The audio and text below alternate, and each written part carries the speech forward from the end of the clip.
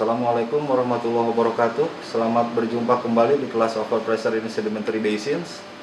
Jadi kuliah pada minggu ke-6 ini, sudah minggu ke-6 lagi aja ya.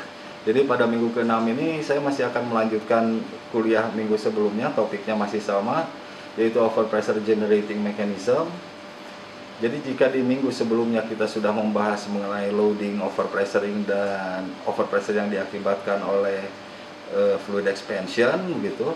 Pada minggu ini saya akan mendiskusikan mengenai beberapa proses geologi tentunya yang bikin pressure itu ya, yang bisa mengenerate overpressure tapi tidak dalam magnitude yang besar, yang saya kategorikan sebagai minor generating mechanism. Oke, jadi ini mekanisme pertama yang bisa mengenerate overpressure tapi tidak dalam magnitude yang cukup besar adalah hydrocarbon buoyancy, gitu ya, seperti ini. Jadi buoyancy ini timbul jika kita punya dua fluid dengan density yang berbeda, gitu ya. Jadi ini misalnya dalam kasus ini adalah hidrokarbonnya kebetulan gas, saya simbolkan merah di sini, dengan air ya.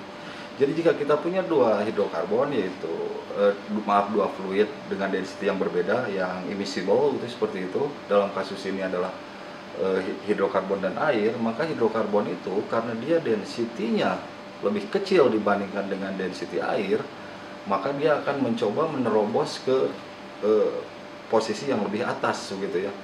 Nah, hal tersebut memberikan extra pressure begitu, extra pressure karena density difference tersebut begitu ya, seperti itu. Jadi ini saudara lihat, ini kita punya trap seperti ini, katakan seperti itu. Di sini kita punya gas water contact begitu ya. Kemudian di sini adalah crest-nya begitu, seperti itu gitu ya. Nah, kalau saudara lihat di gambar ini, buoyancy maksimum itu di mana? Buoyancy maksimum adalah di crest gitu ya, di crest dari struktur, karena hidrokarbon kolomnya lebih tinggi di sana gitu, seperti itu. Kemudian di kontak tentunya kita tidak punya buoyancy seperti yang sudah saya diskusikan di kuliah minggu kedua begitu ya. Kontak itu apa? Kontak itu adalah ketika tekanan hidrokarbon dengan tekanan air di sana adalah sama begitu ya, seperti itu. Jadi saudara bisa lihat di sini buoyancy di crest paling tinggi, kemudian semakin dia mendekati kontak buoyancy-nya akan semakin kecil gitu ya, seperti ini. Ini memberikan extra pressure menjadi overpressure kalau saudara lihat seperti ini ya di gambar ini.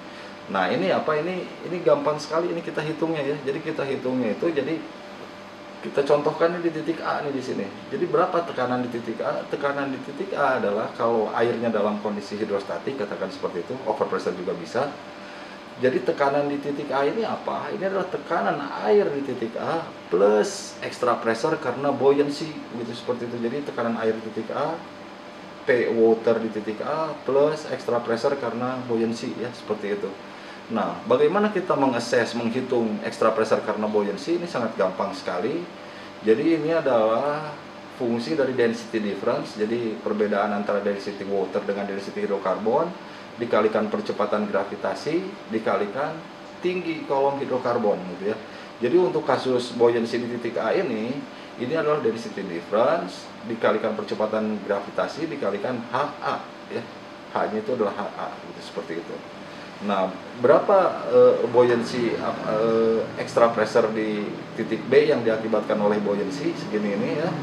Itu adalah density difference antara air dengan hidrokarbon dikalikan percepatan gravitasi dikalikan tinggi kolom hidrokarbon di titik B. Di sini adalah HB gitu ya, seperti itu.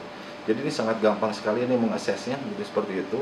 Ini bisa menambah overpressure in terms of mud weight ya, paling mungkin sampai dengan setengah ppg atau maksimal banget itu kalau hidrokarbon kolomnya, kita punya hidrokarbon kolom yang sangat tebal ya bisa sampai dengan 1 ppg, tapi saya belum pernah dengar ini bisa mengakibatkan extra pressure lebih dari 1 ppg gitu ya, seperti itu. Itu 1 ppg itu untuk yang hidrokarbon kolom yang sangat ekstrim sekali gitu ya, seperti itu. Jadi ini kecil sekali ini overpressure yang diakibatkan oleh buoyancy gitu ya, seperti itu.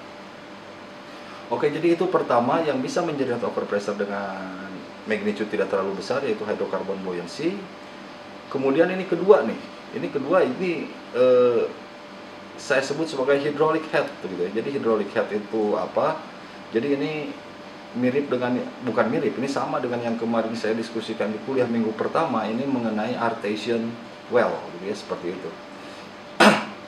Jadi dalam kasus artesian well gitu ya, kita punya aquifer misalnya seperti ini atau reservoir.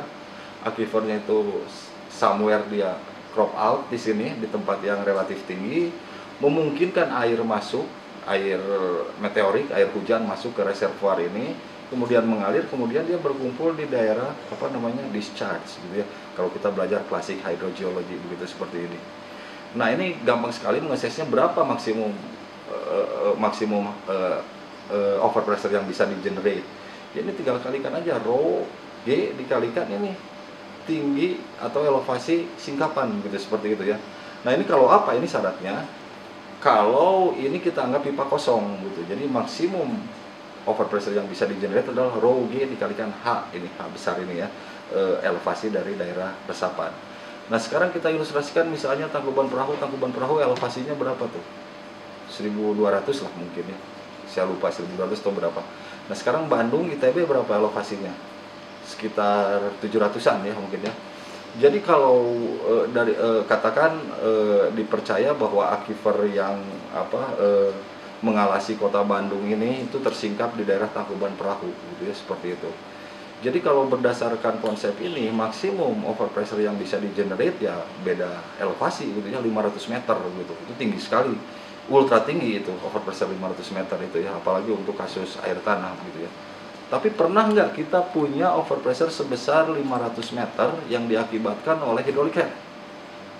Tidak, kita tidak pernah punya gitu ya, seperti itu.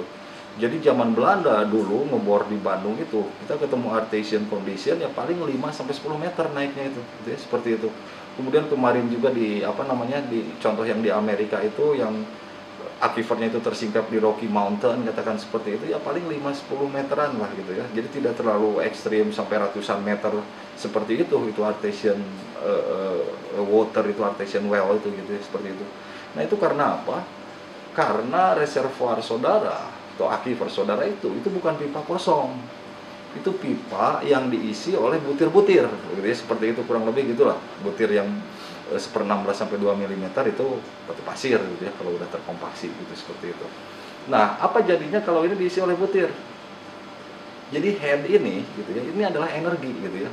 Nah, ketika energi ini melalui butir, itu ada friction dengan butir sehingga istilahnya itu adalah ada energi loss, atau kalau di hydrogeology itu disebut sebagai head loss gitu ya, seperti itu. Sehingga head loss-nya itu semakin ke sini semakin besar tentunya ya, semakin menjauh dari daerah recharge-nya begitu, seperti itu. Nah, semakin besar sehingga di daerah Bandung misalnya sebagai contohnya tadi itu, kita hydraulic head yang tinggal itu hanya 5 meter di atas surface begitu. Jadi itulah overpressure yang bisa di-generate oleh hydraulic head ini. Paling ordernya itu 5-10 meter, belasan meter juga jarang saya rasa ya, seperti itu. Jadi ya, hydraulic head bisa men-generate overpressure tapi tidak dalam magnitude yang hebat. Begitu ya, seperti itu. Jadi saya ragu misalnya kemarin salah satu interpretasi dari yang terjadi di Lucy itu, di lumpur Sidoarjo itu katanya dari charge dari Gunung Penanggungan gitu, seperti itu. Nah, kalau overpressure yang di-generate oleh hydraulic head yang ada di Gunung Penanggungan itu saya rasa tidak bisa sampai mengeluarkan lumpur ke atas gitu ya, seperti itu. Jadi itu less likely akibat recharge dari Gunung Penanggungan sehingga airnya keluar di daerah Lucy. There must be something else lah, bukan itu less likely kalau akibat groundwater recharge gitu ya, overpressure yang terjadi di Lucy gitu, seperti itu. Tapi itu kembali lagi itu sains yang sangat menarik sekali. Saya sekarang sedang masuk membahas overpressure secara keseluruhan di East Java Basin. Mudah-mudahan insight dari seluruh East Java Basin itu bisa membantu menjelaskan mengenai overpressuring di Lucy, sainsnya. Kemudian kembali lagi yang saya sentuh, sainsnya itu menarik sekali di Lucy tersebut gitu ya, seperti itu. Oke, jadi itu yang kedua, yaitu hydraulic head yang bisa menjadi overpressure tapi tidak dalam magnitude yang besar. Kemudian ini ada proses yang ketiga yang bisa menjadi overpressure tapi tidak dalam magnitude yang besar juga, yaitu aquathermal pressuring gitu ya. Jadi ini diajukan oleh Barker ini pada tahun 72. Pada tahun 72 ini membuat heboh ini. Jadi ceritanya begini nih. Jadi Barker pada tahun 72 membuat percobaan di laboratori gitu ya. Di laboratori. Jadi dia panaskan air dari temperatur 50-an derajat. Kalau saudara lihat di sini, ini titik yang merah ini, sampai dengan mendidih kurang lebih 100-an ya, dekat 190 sekian gitu ya.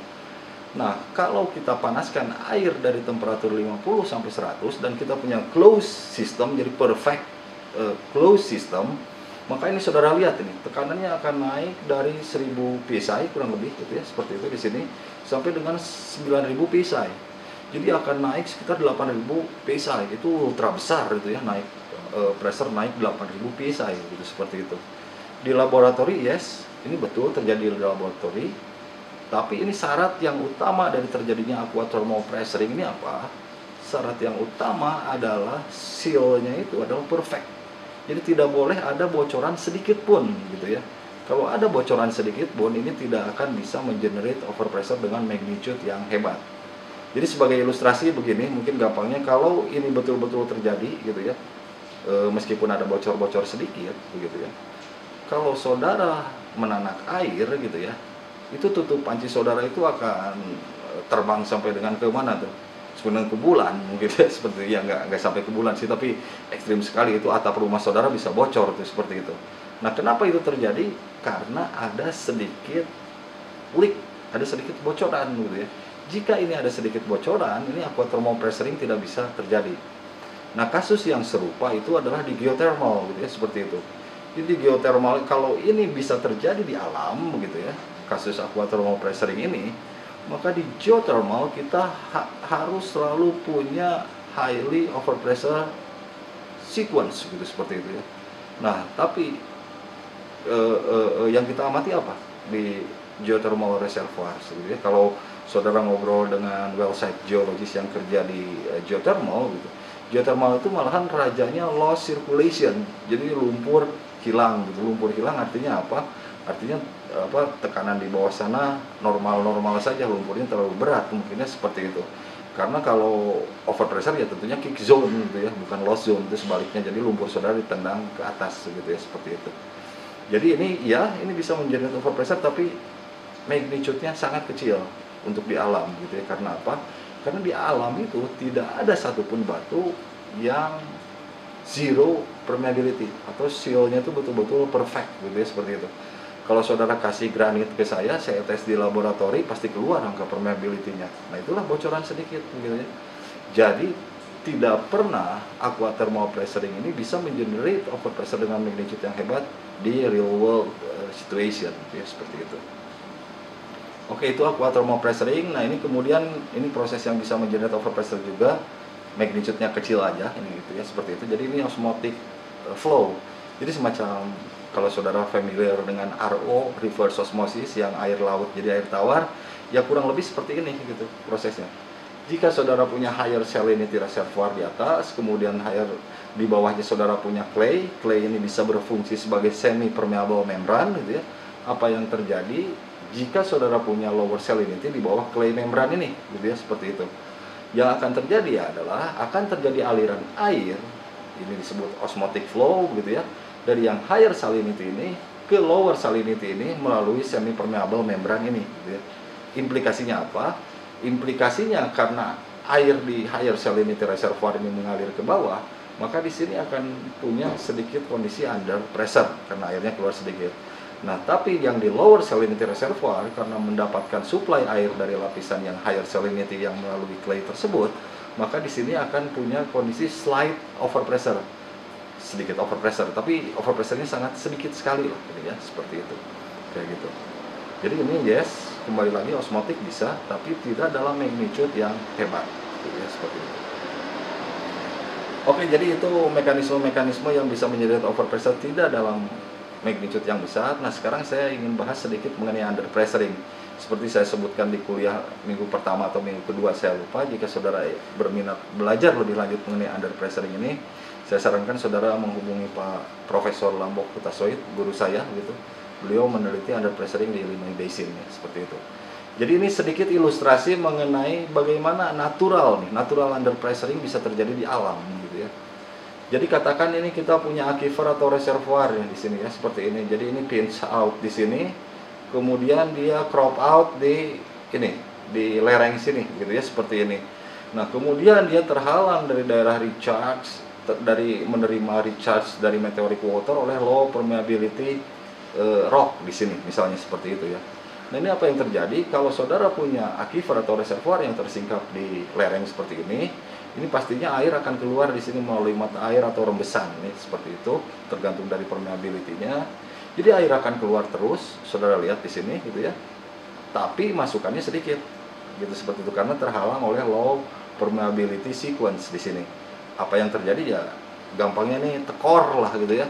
Jadi pengeluaran lebih besar dibanding pemasukan, ya tentunya ini akan jadi under pressure gitu ya, natural under pressure seperti itu. Jadi under pressure bisa juga terjadi secara natural selain yang sering dibahas itu depleted reservoir. Jadi kalau fluid kita ambil ya pasti reservoirnya depleted itu artinya apa? Artinya tekanannya berkurang di bawah hidrostatik mungkin seperti itu. Kalau depletednya sudah besar gitu ya, seperti itu kayak gitu.